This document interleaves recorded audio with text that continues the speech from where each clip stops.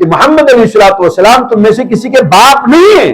یہ نفس المول کیا یعنی کسی نے کہا تھا کہ نبی علیہ السلام لڑکا آخر وہ زندہ ہے ابھی, وہ ایک غلام تھا, وہ نبی علیہ السلام کے یہاں پلتا تھا, لوگوں نے اسے زید بن محمد کہنا شروع کیا تھا.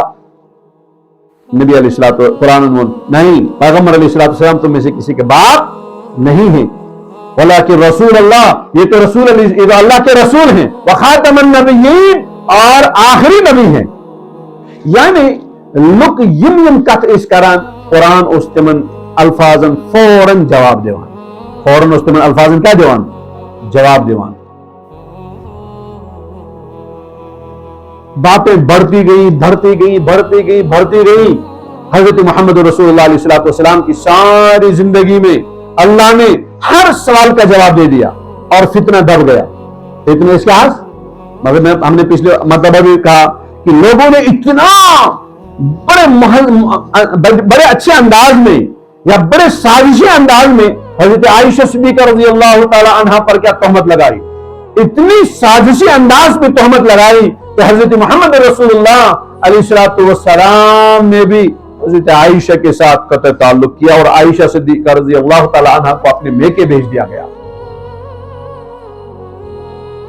لیکن نبی علیہ السلام کے زمانے میں کوئی کوتا کے بور فتنہ آسے شاہکین کامیاب دستی کی, اس کی وجہ قرآن اس نزل رسان سوچتے من ساری فتن کیا کران ان کے فرق پر کھچوڑتے تھے.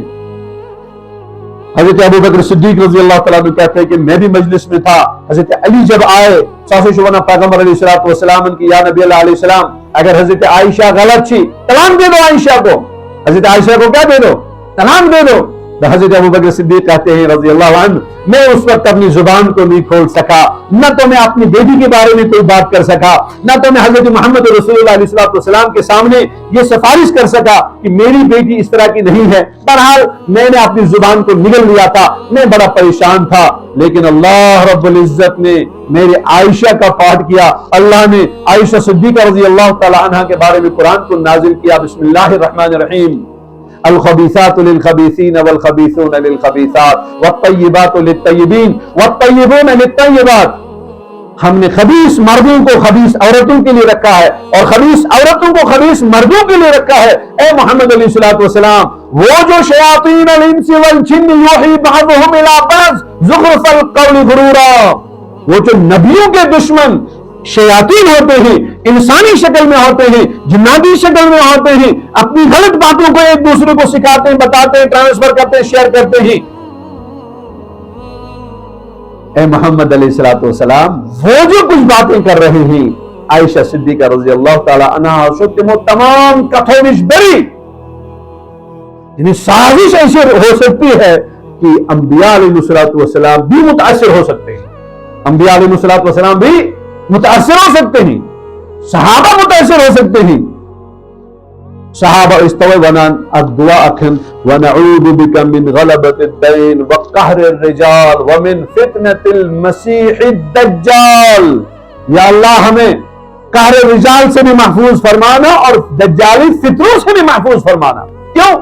دجالی فتنوں میں انسان کے لیے, بلکہ صحابہ نے جب رو کے مانا خدایا یا اللہ ان زمان اس کے جیسے حفاظت دجالی. کیوں؟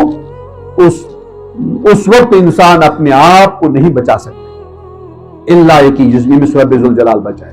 اور فرمو نبی علیہ السلام یس انسان جمعہ دو سورہ کہف تلاوت کرے, جو انسان جمعہ کے دن سورہ کہف کی کیا کرے گا, تلاوت کرے گا, اللہ رب العزت ہسے کرتا دجالی فتنہ نش حفاظت.